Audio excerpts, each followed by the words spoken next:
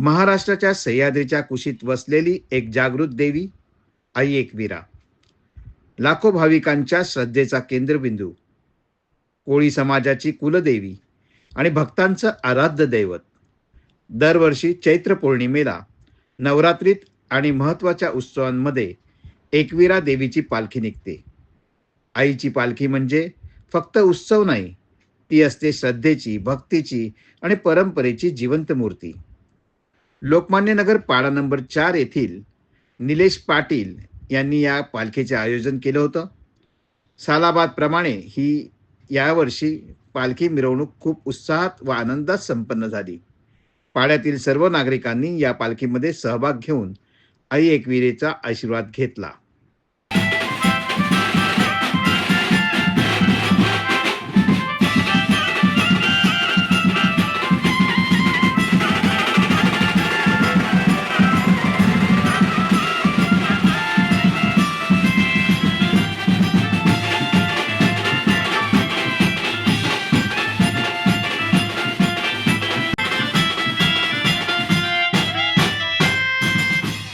गाई दूध